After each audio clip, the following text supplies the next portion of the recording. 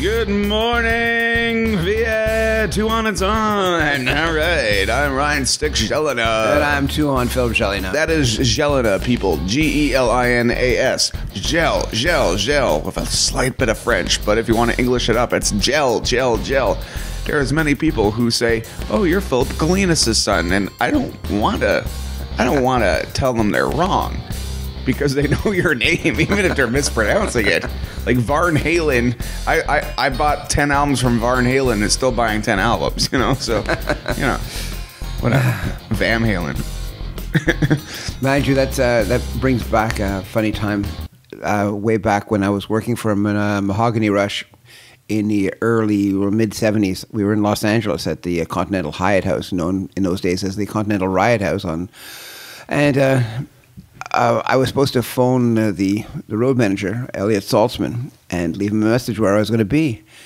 And I got back to the hotel a few hours later, and he was really angry. He said, "You were supposed to leave a message with me," and I said, "I left a message." So I said, I even got on the phone, and I told him it was me, and I gave him your room number and everything. So he stormed, he went downstairs, and he said, "The only person who called was some guy named Shadow Nose." And and then I looked at it. Whoever was on the phone that day completely misspelt my name, so I was Mr. Shadow Nose. How they get from Gelina or Gelinas to Shadow Nose? This is Philip Gelina. This is Philip Shadow Nose. Shadow Nose. Yeah, that's right. So yeah, screwing up a name is not a unique experience. Have you ever met somebody that didn't screw up your name and you're actually surprised about it? Because my mom was always very nice about that. Okay, well, that's good. So a new gym coming in a couple of weeks. It's under construction. It's under construction. I was by there yesterday, and I just want to tell the people who are listening to this that we've tried to record this show twice, and the first time the recording for some reason didn't work. The second time it was like 11:30 at night, and we just got dark. It wasn't assault, but the batteries didn't work. Very, very wise. So yeah. Anyway, I don't know. It's up in the air right now when it'll be done. But well, it seems it's getting more ready. I actually got a phone call the other day. They asked us about, or he asked me about what kind of wood I wanted on the floor on the entranceway. So we were able to actually discuss that. I went by yesterday, and I noticed all the walls for the shower and changing rooms were up. They had mispositioned one doorway, which I'm going to have to go today and get them to change. But it's like anything. It's there's certain things that they haven't done yet, and they keep saying, "Oh yeah, we'll do them." But you know that if you don't, it's like anything. It's like if you're getting your house renovated, they're not going to do it if it puts them out, and they're not getting paid more for it. Yeah. So okay. All right, moving on up. A lot of people ask me, it's like, what kind of disciplines do people teach and stuff like that at Gamma? And I say the disciplines that I, kind of memorized. But I'm just going to say, like, what kind of discipline do you think applies to a certain type of individual? Like, if you were to say Muay Thai, what kind of people usually enjoy Muay Thai? Well, Muay Thai is... What does it offer? Well, I mean, it's... Okay, boxing is primarily an art that requires a lot of good footwork and the aerobic capacity, and it's primarily punching. So because it's primarily punching and not kicking, all the leg stuff is getting away from the person or getting into the person. Whereas Muay Thai is they call it the art of 8 limbs, which means in Muay Thai, as practiced in Thailand, there are there's knee strikes, there's elbow strikes, there is... punching, and there's kicking. So those are the 8 limbs they're talking about. But there's also clinching, which means you grab you grab somebody by holding onto their neck and try to knee them into submission, or grab them and elbow them with your elbows. So it's a fairly devastating art. So people like it a lot because it's highly aerobic. You can really get a high level of aerobic output in a very short period of time. It's really, really good for that. And it allows you to develop a certain rhythm. So you don't really have to be like, somebody running, 1,000-yard dash.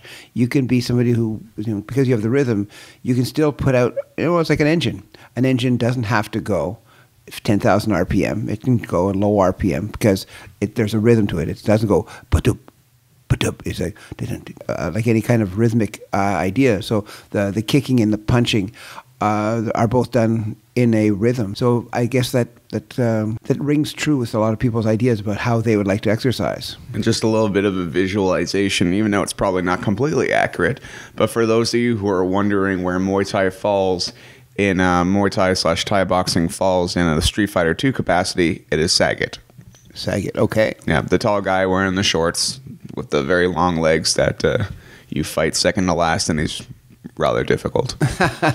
And who teaches Muay Thai at the gym, Dad?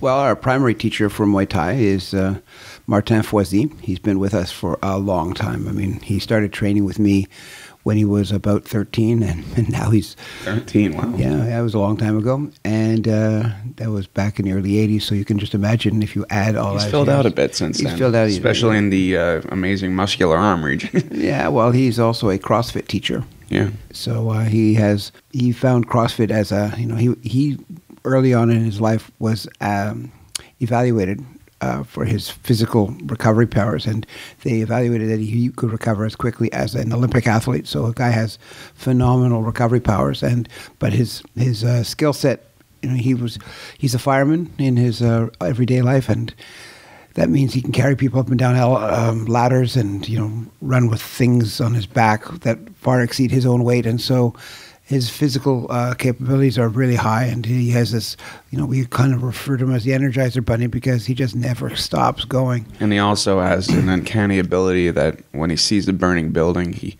does not urinate and run in the opposite direction. Yeah, brought on by the powers of his taste in Iron Maiden, Ed Guy, and many other metal bands. He loves heavy metal, yes. Yeah. Anyway, so, but Martin is our head teacher, and he teaches Tuesday, Thursdays, and Friday afternoons. And then after that, we have our day classes that taught by Nelson Akawi, and he's a guy from South America, and he also is a former MMA fighter, and he just started with us about the beginning of this year. And but his former, as a professional fighter before, he brings an awful lot of knowledge to the class, and then doing a lot of our evening classes and weekend classes is Simon Prévost, and he's had a lot of experience doing Muay Thai. And then guess what? I kick in whenever there's somebody who needs to have a class replaced. I kick in. It's like the old man stumbling on the floor, and it's funny. I was teaching a class. Nice sales pitch there, Pop. Yeah, well, I know, but it's kind of funny. World decorated martial arts master stumbling around the floor. Yeah, that sends a message of confidence to come join our gym. Yeah, come and see this awesome old guy. Anyway, so but it's actually kind of funny because, ladies and gentlemen, Rod Stewart crapping in a bag. Anyway, getting back to Muay Thai, though, our school was one of the first schools in Montreal to actually bring Muay Thai. The beginning, Montreal was in the grip of kickboxing, as a result of the early days and the popularity of Ottawa resident Jean-Yves Thériault, who was a world champion for many years. Everybody was doing kickboxing, or people there. So when you tried introducing Muay Thai, it was difficult because in kickboxing, one of their basic rules was that you were not allowed kicking the legs, and you weren't allowed kneeing, and you weren't allowed elbowing. And as a result, when you started showing these things, people would go, "Oh my gosh, it's so brutal!" And this sounds suspiciously like the plot of Kickboxer with Jean-Claude Van Damme. I've only seen the first 5 minutes, but it was the greatest 5 minutes of 80s glory. Like his brother and him, his brother, he's the champion, he's really cocky, he wears his American shorts and stuff like that. And then they hear about the people fighting in Thailand, and he's like, "I don't care, I could take anybody," he said with his Magnum PI mustache and his curly mullet. So him and his younger shy brother, who mysteriously has a French accent for some reason, go to Thailand, and the brother gets beaten down into a hospital, and he needs to learn how to fight to avenge his brother. And oh man, let's watch that movie right now. Anyway, as a martial arts ignoramus, I can look at a movie like that. But I have to do a shout out. I had a Right. student in early. Shout it out loud. Shout it out, yeah. I have a student, who's basically hasn't been a student for a long time, but he's still a really, really good friend. A guy by the name of Kevin McHugh. He lives in Okinawa now. I visited him last year, and he was the first guy that I knew that actually practiced Muay Thai. He went from Montreal. He left. He was in our school. He was about 16. He was a kid from Pointe Claire. And he wanted to go to the Orient and study martial arts. And, I mean, you think to yourself, oh, okay. So he got himself a few $100s. I'm not talking about a few thousand, a few $100s. Got himself on an airplane, went to England. In England, you could get planes over to the Orient very easily. So he got on another plane and went to Indonesia, because the first place he wanted to try was Indonesia, because I'd been telling him all about the silat that existed. And it turned out that he wasn't the right religion. In those days, especially early 80s, if you were not of the Muslim faith, if you were not a Muslim, the schools would not teach you, because there was a big connection between your religious beliefs and the training. So he left Indonesia, and he eventually found his way into Hong Kong. And while in Hong Kong, he thought to himself, wow, I'm in the hotbed of Kung Fu, so I'm going to learn Kung Fu. And what happened is that he found his way to the Tiger Gym, and Alex Choi, who was the head coach there, was also a member of the anti-corruption police. And he introduced Kevin to Thai boxing. And Kevin basically spent 6 or 8 months just kicking the bag while he was there. Because, of course, there was a certain process, and he was just a guaylo, which is like basically is not a nice word for a white guy. So without a revenge plot to save his brother, they're like, no, we're not teaching you this. Well, stuff, basically, yeah, because they fought Muay Thai, or I mean real Muay Thai in those days, and they had been doing it for a while. Alex Choi was a higher up in one of the World Muay Thai groups, and so so Kevin trained with him for a while, and he fought in Quang Chau, and he fought in I think Canton. And one day he decided that he wanted to go to Thailand, and he got on an airplane and went to Thailand. He was given some instructions in Chinese as to the camp to go to. And of course, he couldn't read Chinese, and he didn't speak much Thai, if any. But they could read his heart. Yeah, they could read his heart. Well, they could read whatever he had in I'm his trying to turn everything into an 80s movie. Anyway, you see, the funny thing is that anybody who goes to Thailand nowadays, you know, they've really opened the door to tourists, to Farangs, which are the name for foreigners. And so the famous camps like Fairtex and all the camps, you can basically go, Tiger Muay Thai, a place like that, you can go and they will rent you a room with air conditioning and a bed and TVs, and you can spend as long as you want there, as long as you have the money, and they'll feed you and clothe you or feed you and house you.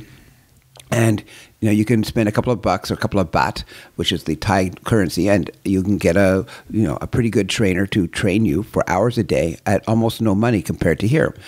So but in those days it wasn't that. You go to a Thai camp, because he would basically wandered around, heard somebody boxing behind some walls, went in, said, did the old hand gesture that is, that people who actually travel have learned that actually works occasionally. And he showed up and he started fighting, or he started training with these guys. And the whole camp basically slept on a concrete slab. And every meal was this big, big pot of rice with some chicken in it. Now, there was more chicken at the top than at the bottom, which meant if you were the top fighters, you got to go into the pot of rice and chicken first, so you got to eat more. And if you were a lowly farang at the bottom of the rank, you got to have mostly rice and a little bit of chicken, which was left at the bottom of the pot. But that was his initial experience. And, there were no fancy showers, there was no thing, but this was in the days before. And they set him up. There was 3 primary ways of fighting Thai in those days. There was the Ramadamdern Stadium. I think I'm mispronouncing it. There's Lumpini Stadium. And there was what they call the television stadium, which is basically televising the bouts. So the one thing also, every sport, like if you go to England, there are all these little magazines that are all about football or soccer. And if you go to the United States, there's all these things about basketball or football or American style football. Well, they never touched the ball more than 5% of the time, you know. exactly. And then there's Still justification of a name. and so then there's rugby and et cetera, et cetera.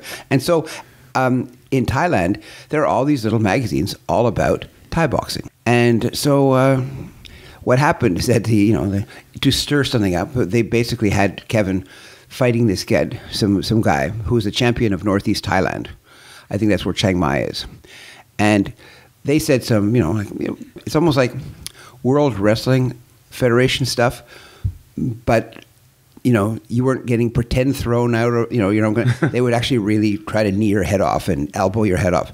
Anyway, so Kevin got into this fight, and it's basically a 5-rounder. There's 5 rounds in a Thai boxing fight. And the first thing this guy did was jump across the ring and elbow him across the forehead. So he had this great bloody gash on his forehead. And he lost the fight, but he continued. He did all 5 rounds. He didn't win, but as I said, he did all 5 rounds. And then after that, he didn't fight in any more stadiums. But what happens if you're a Farang in those days and you don't have a big enough name to actually have anything, what he did is he fought American servicemen in bars. Another sideline here is that not a sideline, side note. In Thailand, in those days, they would have women performing in bars. Or they would put out balloons across the bar with darts that they would blow out of various parts of their body. Okay. So we won't go any further than that because this is a mixed family show. But, on another side note, at which point did he call his Canadian friend on the phone? And in this movie is played by Ralph Macchio. Hey, Phil. Or unless you want to be Mr. Miyagi, I don't know. It's up to actually, you. I'll tell you, something like that almost did happen. Okay, let's get into that after, though. Okay, so he's fighting guys in bars, then what? No, but that's basically it. And so in training, the perceptions of how did he pick fights with guys in bars? No, you don't pick fights. They actually have Thai boxing rings. Oh, okay. They have rings, and so they would have... It's like karaoke, what you're talking. Yeah, karaoke and karaoke. I think some karaoke is very painful to listen to.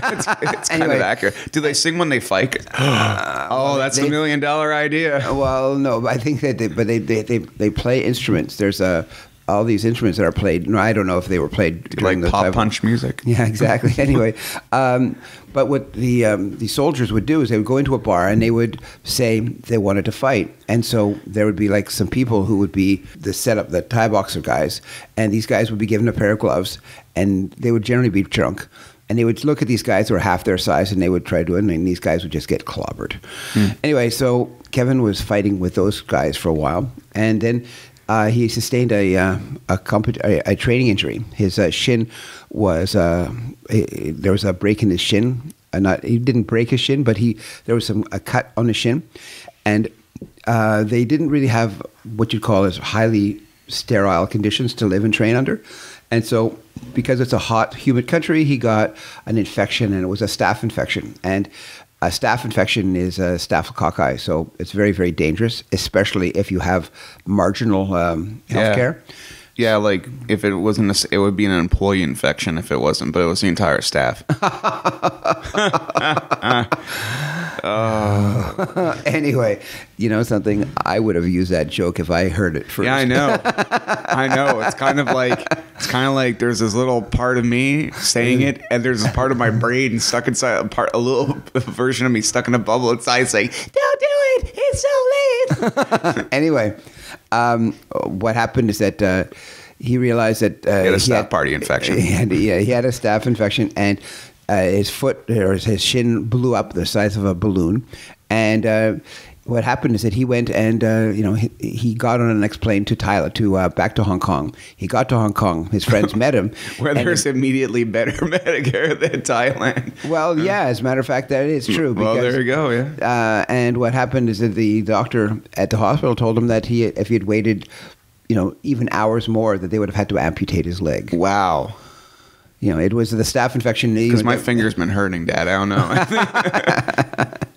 Well, is that your guitar strumming hand, or? No, it's one of those things where I bit my nail off in the wrong way, and I think a little part of it is sticking out inside my skin. It's just irritating. Okay. Well, anyway, So, but Kevin came back around the same time. The first time Muay Thai came to Montreal in any official capacity was around 1986.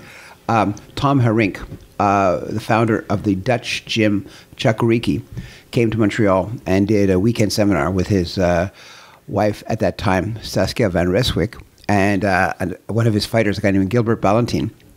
And they came to Montreal and did this seminar, and it was quite amazing because, the people had heard of Thai boxing, had seen Thai boxing, but the Dutch actually went to Thailand earlier, many years before, and they were karate practitioners and wrestlers, and so these guys would fight, and they would do full contact because I think they did Kyokushinkai, which is like a style of full contact fighting, but they were not allowed punching the head or kicking the head. They were allowed kicking the head, but not allowed punching the head. And because of that, they thought that they could, confront the Thais at their own level. So they all got off the plane.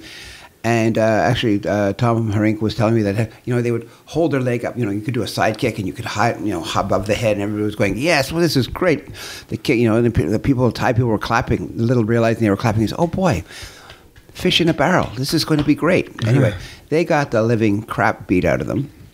But they didn't look at this as a negative. They looked at it as a very positive thing.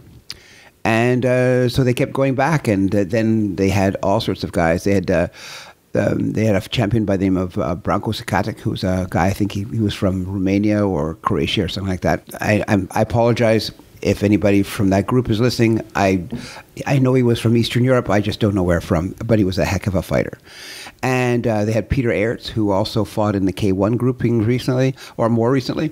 But they had a lot of good fighters. They had a lot of champions. And after the Dutch got involved, that's when the French got involved, and there was a whole lot of a lot of positives involved. So what happened? What happened when Staff Party Leg got back to Canada?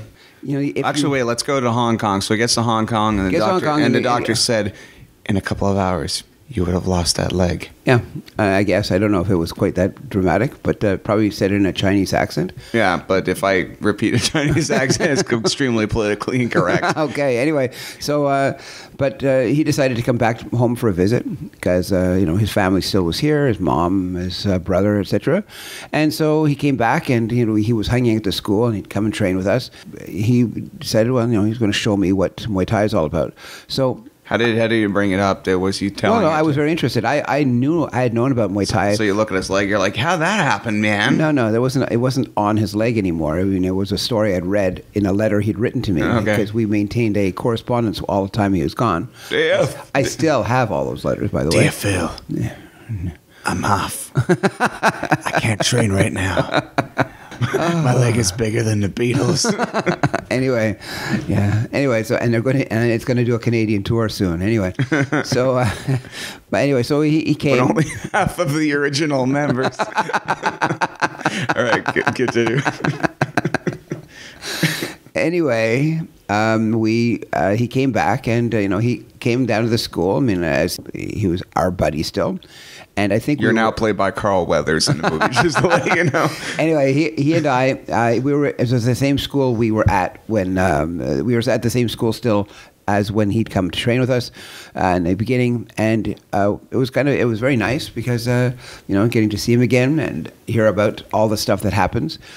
And when he was in Indonesia, he'd actually taken pictures of these people doing silat, and it was kind of neat to see. And then it was like, well, me being, always more intent to put my foot in my mouth than actually do something about it, I asked him about Muay Thai, and so and so Muay Thai, you start developing after you've done a lot of training, kind of a deadened sense of shin bone, which means you can accept somebody's kick on your shin, and I'm not saying you don't feel it, but you don't feel it the same way.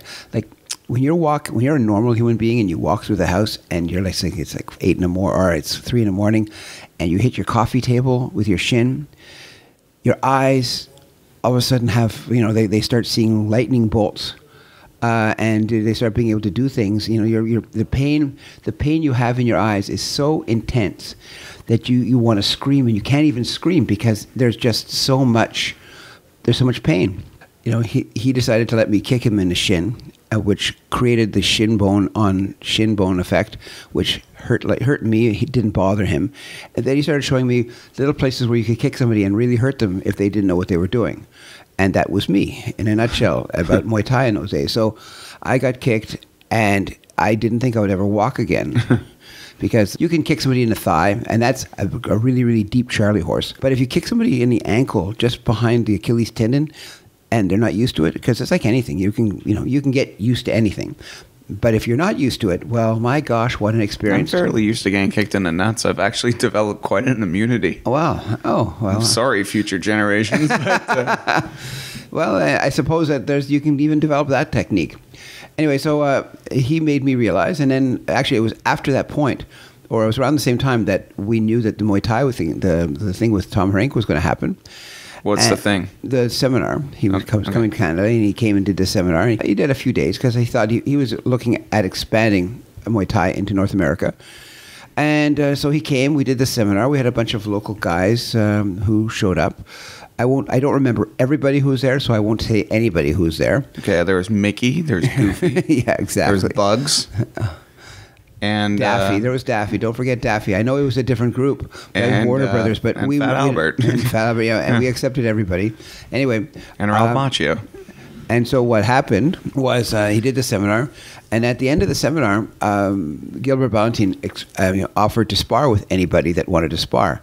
Now I have some pictures of myself in this, and it was nothing funny at all. Do you know where the pictures are? I think so, yeah. Okay, then that might be the cover for this anyway, episode. So Tom Hrenk did this seminar, and we learned some of the basic techniques of their system. And like anybody, like any Thai boxing school, every school is specialized in its own way. For example, some schools of Muay Thai or some camps of Muay Thai in Thailand are knee, not experts, but they emphasize the knee. Some emphasize the elbow. Some emphasize the boxing. Some emphasize the low kick. So every group has its own thing that it likes to do, even though they all have everything in it. Some of them, you can't practice. You cannot be the best at every aspect of your game because there's just not enough hours in a day to practice these things. So you'll have a general understanding about Muay Thai, but maybe, bang, bang, bang, and then you'll thrust that knee from hell. Or you'll get close enough and bang, you'll cut the guy's forehead open with your elbows. Or you'll just be able to kick 5 or 6 times in rapid succession, which completely, so if the person was using their arms and legs as a shield, well, then you'd bend the shield in half. So there's a certain amount of that. And so these guys had their own set of combinations. They were more boxing because Westerners were, in those days, perceived to be better boxers than the Thais were.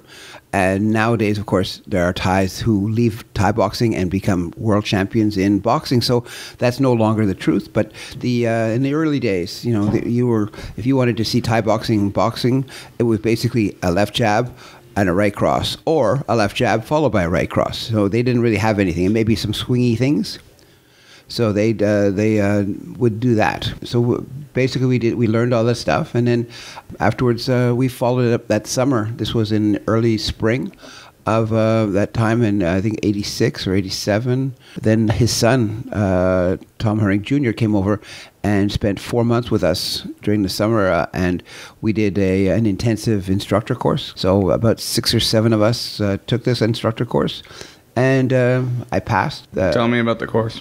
Well, it was rigorous and painful. Yeah, it was from 8 o'clock. It's what our viewers want to hear. Yeah, well, exactly. It was at 8 o'clock to 12 in the morning. I mean, the hardest part was just acclimatizing yourself. I mean, we had all practiced some kind of martial art, but Muay Thai, as I said, is a rhythmic thing. So it's not like, when you look at any martial art, that doesn't do rhythmic technique, they'll sort of come up and kick once, or they'll punch once.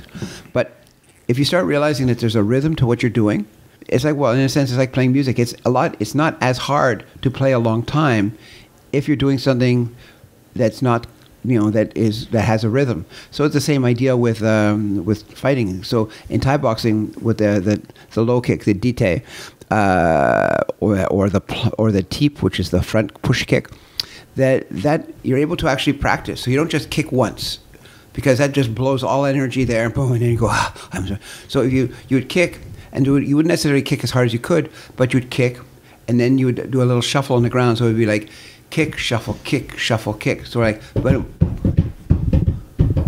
And so you'd have that kind of rhythmic beat. And it's so like playing drums with your arms and legs. Well, yeah, but so as a result, the Def Leppard guy would not have a one arm up on you. No. We've done our hands up 2-11. Yeah, 2 of one and only 1 of the other. Anyway, so you would practice kicking. You'd want to kick harder and faster and do it a lot, but it wasn't necessary to learn the technique that way. So you would practice and you'd sort of like kick. The analogy I use to teach people now is people always have an imagination or always have a vision of what it was like when you see people like those women at in the Moulin Rouge, like they're doing the can. Mm-hmm. So they would be going, well, leg up, like da da da da da da da. So that rhythm. So you'd be going da da da da da da da da. Every one of those major beats is when you kick. So you'd be going shuffle kick, shuffle kick, shuffle kick, shuffle kick, shuffle kick. And then you'd learn how to go shuffle kick with your left foot and put your left foot down and then push shuffle kick with your right foot. So there was all this thing that you would learn, and you do the same thing with the knee and the same with the tip, and you'd realize that the kicking aspect of Muay Thai, anybody could learn it. You just have to condition your body to do it. So like running. Running isn't hard. If you were to take one step and one jump, leap forward, stop, and then take another leap forward and jump, and another leap forward and jump, you could probably get half a block and you'd be exhausted. But if you just start running, like and you breathe properly, you could run a couple of miles, even out of shape. And I'm not talking about running fast, just at a little trot. So that is basically how Muay Thai seems to be taught. So they would kick, so you do it, and the idea was to get the engine of your body working so they would learn how to kick, kick, kick. And so if you wanted to press on the gas and kick more, you wouldn't change the technique, you just increase the speed of it. Okay, so that's the basis of how you learn Muay Thai. Of course, with the inclusion of higher level Western boxing techniques, both sides had to adapt, because when you would do Thai boxing technique before, it would be just like big kick, big punch, big kick, big punch, big kick, big punch, or big kick, big kick, big kick, big punch, big punch, big kick, big kick, big kick, other big kick, big kick, big kick, punch. Oh, so God, stop. So anyway, but it was just, but now there was a higher level of boxing. The idea of slipping to do things started becoming more involved. And so as a result, there was a higher grade of fighting. And so that's kind of what happened. And so Muay Thai in Montreal now is based on that. The Tom Harink group, a lot of the early guys, a lot of the earlier fighters did that. And then with the successful implanting of Thai boxing in Montreal, then a lot of people started going to Thailand. Well, they weren't the only ones, but Thailand seemed to become more of a destination. It wasn't a strange place you'd go if you were a soldier in Vietnam. It was a place to go if you wanted to train, Phuket and Bangkok. It was always exotic, and now it was a tourist destination. And so nowadays, just about anybody can go on the internet, find any number of like a dozen major camps, and they can go there and spend a week, a month, a year there if that's what they want. Well, that's what I was saying about this. About that movie Kickboxer. It came out in 1989, so the Muay Thai influence on American kickboxing has been around for a couple of years at that point.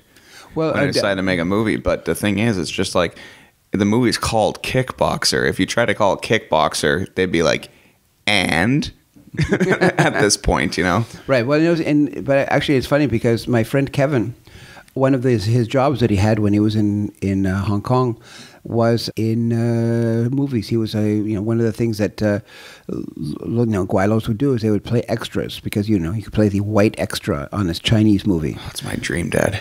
Anyway, so he would be the token white guy would walk in and be like, "Hi, everyone. Walking small. Yeah. Would you like some milk?"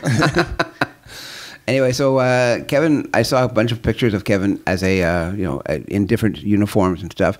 So in those days, he'd do movies with different people like Bolo Young, who was the guy, the big muscly guy in the Bruce Lee movie when he fought at the beginning of Enter the Dragon. So a lot of these guys, they would get to know them. But he almost appeared in that movie Bloodsport. Okay. He met that guy. I can't even remember the guy's name. There's a guy that wrote the book upon whom it was loosely based. Oh, there's a book? Wow. Okay, out there, blowing my mind. Yeah, well, everyone out there, look on your Wikipedias, and maybe 20% of it will be true. But yeah, well, in this case, probably 2%. As my ancient brain can't remember these people's names anymore. Anyway, but what happened was that you're raging, aging. Yeah. So at the beginning, nobody really thought that this story would be any more profound than any other story. Jean-Claude Van Damme, who played the guy on it, Kevin was in line to play the Thai boxer guy.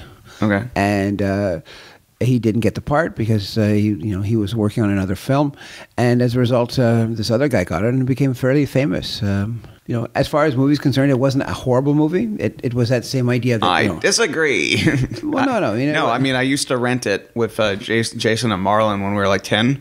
We used to rent it, but we would fast forward through all the plot scenes and just get to the fights and then the end, where Ogre from Revenge of the Nerds was there, who you are now played by in this movie. And, I hadn't seen what the plot actually was until about 2 years ago when Jason and Dave were watching it. And I'm like, this is what we've been watching all these years? Yeah, well, I'm not going to tell you that it was the greatest movie in the world, but it was in that time and day, it was more impressive than you can imagine. Yeah. So anyway, I wasn't looking at it for its B-movie greatness, though. Like I was looking at it as, and that movie we rented again and again when we were kids. Well, yeah. So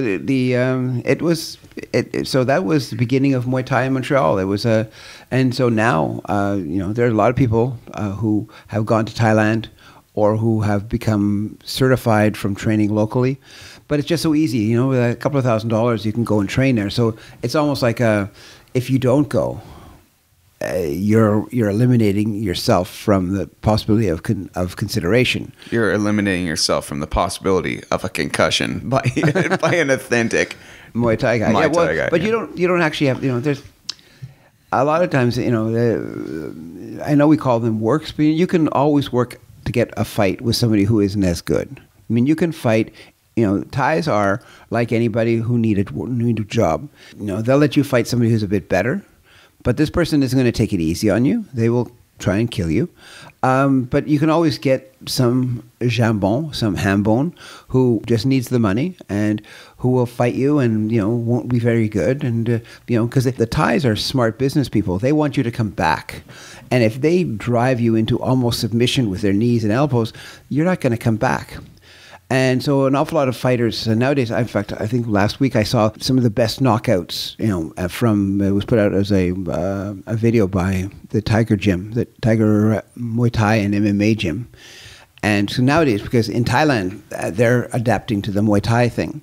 They're getting, Brazilian black belts are so populous around the world. They all need a place to teach. And so Thailand is acquiring, these guys want to become MMA stars, and Muay Thai is a really good way of learning Muay Thai, or is learning of getting a striking component to your Muay Thai or to your MMA. So these guys go over there, and so they teach Brazilian Jiu-Jitsu in return for receiving Muay Thai training.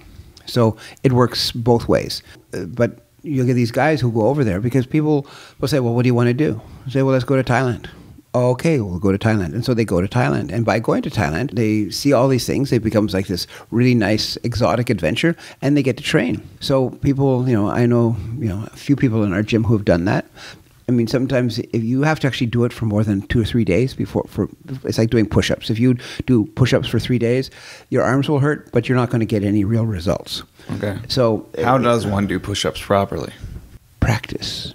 Yeah, but how much? You just said do 2 or 3 days. Well, no, you need to. You always do it, and not just do it. Yeah, but you need to put yourself on a training regimen. I mean, for example, okay. If you want to learn how to do if you want to run properly. Yeah, just to be clear, I wasn't sure if you were saying like, if you do push-ups 3 days in a row, it's bad. I'm like, fantastic.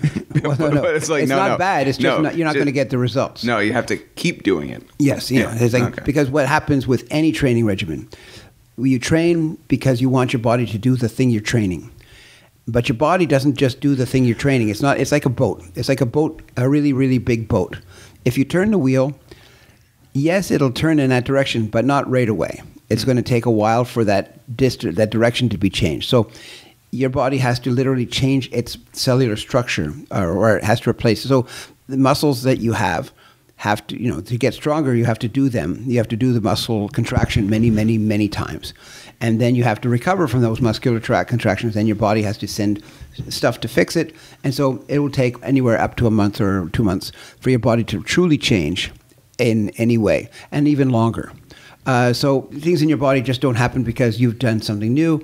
There has to be a fairly consistent repetition of that practice. So Muay Thai, the longer you're doing Muay Thai on a regular basis for real, the better you will be at it. So let's bring it back to, and we'll sign off on this. Let's just talk about the growing pains of trying to explain, why people should take Muay Thai when you first started doing it back in the late 80s. Starting up the class, did it take a long time for people to catch on? Well, I think the problem at the beginning was that it was kind of like being thrown into the fire, because people who would come over having done Muay Thai, the thing they wanted to do, and a lot of coaches, there was a guy going around teaching Muay Thai in I guess the 80s and 90s, and this guy would literally try to make everybody in the class throw up, because that was like, this shows you that Muay Thai is tough. But to throw up, my father beat me, so I'm going to beat you. I'm going to make you a man. Well, very much like that, yeah, as a matter of fact. In a much more gruff, masculine voice, apparently. And so the people in the old days, they used to try and do it. Now, there's been enough training that has gone on. I suppose at the beginning, Thai boxing was kind of like what you'd think would be the kind of training you'd get if you were in a special forces group. It wasn't a matter of you do this, you'd get rid of all the weak links and you'd be left with the tough ones. But sometimes, our bodies are all different. For example, you may be a guy that can run a 100-yard dash, but you may also be the guy who can run a marathon. Now, the guys running 100-yard dashes generally don't have the physical body types to run a marathon, and vice versa. The marathon runners, they can run quickly, but not ultimately really fast, because you need that explosive big muscle power, whereas marathon runners or long-distance runners need to be able to have the muscles running, but very efficiently using a small amount of power, because the thing is, if you have a guy who... Sounds a lot like the Taurus and the Hare, Dad. The tourist and the hare? the tortoise and the hare. Well, I guess, but it's not even that. It's like they're both very good. But the rabbit wasn't lazy. He was a sprinter. Yeah, he was a sprinter. Anyway, so but that's the thing about got Muay clubbed Thai. in the leg by the turtle's brother. Yeah, you saw a different version. Anyway, but the reality though, starring Ralph Macchio and Carl Weathers. Anyway, so Muay Thai is now. The nice thing is that our understanding of Muay Thai is that it can be practiced by a lot of people at a lot of different levels. Because the problem is, if you're already in shape and you can adapt to the training regimen of a high-level Muay Thai guy, it'll be very easy. But if you're not in shape, but you want to get back in shape, you want to be able to figure out how to do this stuff. So you'd want to learn how to do the technical basics. And so you wouldn't necessarily want to put yourself into a level where your heart is being so stressed that you're going to die. But at the same time, you want to pump the blood through your system so that you can get the benefits of the training. So that's the thing. The guys that we have training us, our understanding of that. It's not an easy art. I know that people use the words Tai Chi as if it's an easy art. Tai Chi is actually not an easy art either. It just doesn't have as much impact in its training. But in Muay Thai, one of the things is that it tries to increase your aerobic output. And by trying to increase your aerobic output, it enables itself that way. But, it's one of those things where, it's very, very good. You get a really good sense of that rhythmic base. And you're able to take that. You don't necessarily have to train with somebody else. You won't necessarily get a concussion just because you come and train, because This is 2014. It is not 1986. No, it's 2015. I think you got hit too hard. Yeah. Like Anyway. that concussion I got back in Nam. With Carl Weathers and Ralph Macchio, right? Yes, exactly. Yeah, I think, and you ran into I don't know- Macchio, man, he's got a sweet left hook, you know, Yeah, and and a mean knee. and Sylvester It was Stallone. really big because he had a staph infection. Okay, so that if you come down to Gamma, the first class is free, so it's not like you walk in, you're like, give me your money. But also, it's very approachable. It's a great art. People who do it love it. No one, train any kind of training is difficult, but it's not difficult enough to turn anybody off. And it's taught by nice people. And if you want to get a hold of Gamma, you can call us at 514-281-9928. I like how I say us, considering I have nothing to do with the gym whatsoever. What are you talking about? You come in and use it when I'm not there a lot. Yeah, I'm a result of your training, Training is what we call it on We the didn't push up, we pushed out, right? Yeah, training is what we call on the PG version of our show. Philip Gelina version of the show. That's Gelina, not Gelinas. Gelina. And the website is MontrealMartialArts.com. That's how long the gym's been around. Kind of like the movie Kickboxer, where you don't need to put a twist on the name. It is what it is. So Montreal Martial Arts, there are so few people that would want that domain name back in... when did you buy that domain name? Oh, a few years ago. I don't remember. Okay, but still, Yeah. So anyway, yeah, MontrealMartialArts.com. And you can get some information on the gym, the opening hours, the times of the week it is. And you can come down and try it for yourself and see if it's for you, because that's an important part. Well, and right now we're at 1121 St. Catherine West, 5th floor. It looks a bit like a construction zone because they're building on the ground floor and on the 4th floor and on the 6th floor all at the same time. But we're the 5th floor, the last stand. But we're actually moving next door. We're moving to the next building over. Yes. So it'd be 1117, 1117. The room will be 222. And we will have a better and bigger facility and even more able to handle everything that you want. Yeah, bigger, better, badder. And I mean batter as in chicken batter. No, no, it's gonna be good, and I look forward to. And when I say look forward to, I mean dreading the day that we have to move all that stuff again. But last time, a little funny moving story is that that giant tire, my friend and I were rolling it down the street from Place des Arts to the new place, and he was having a hell of a time. Who's that, Jason? Jason, yeah, he sang a little song when he was rolling it down the street going, Jason and his tire, Jason and his tire. I think, didn't he stand in the tire and roll it like right from the inside? I think he was trying to for like the first roll and then realized it was a bad idea. Yep. And then he got a staph infection. Don't tread on me. Yeah. And got nursed back to health by Elizabeth Shue. All right. Thank you very much for listening to Tuhon and Son. I guess we'll call this episode a Muay Thai tale. That I think that's it. I think it's time to call it a day. By the way, just to let everybody know, Okay. I'm still buddies with Kevin. Yeah. We still stay in contact. Maybe we could get him as a guest. I think he'd love to be a guest, and he's actually fought. I mean, he was telling me a story about how he fought Muay Thai in China, mainland China. So I think that would be an interesting thing. Okay, I was about to say, like, how about you let it come out of the horse's mouth? The horse who was almost put down and lost a leg. Yeah, because of a staph infection. Well, no. I mean, just like by the evil Ralph Macchio. No, but just to let you know, what kind of background he's had.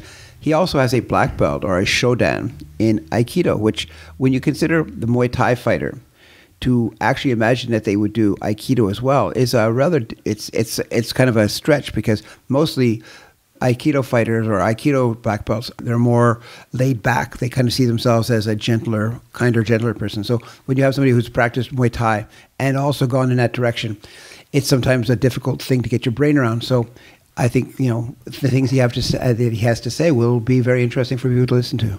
All right. Well, thank you very much for listening to Tuhon and Son. We are the massive dream team of father and son, like the moon and the sun. I've been watching a lot of wrestling documentaries. I've also been watching a lot of Veronica Mars, And in another episode, we'll dwindle into Dad and I's fascination with mystery shows such as CSI, Criminal Minds, and my love of Encyclopedia Brown and Veronica Mars, which are the other side of the coin when it comes to the mystery novel. There's a bunch of them out there. It's a heyday. So it's a good time to be a fan of that stuff. Yeah. All right. Without further ado, let us call it a day, because it is the beginning of the day and there's much to do when it comes to you Hey, we did it. and me. All right. All right. I am Ryan Stick Gelina. And I'm Tuhon Film Gelina. That is Gelina with a gel and not a Jen. Do not make that mistake again, because I'll tell you something, brother. When Tuhon and his son come to town, there's only one thing going down: pronunciation. All right, see ya. Bye-bye.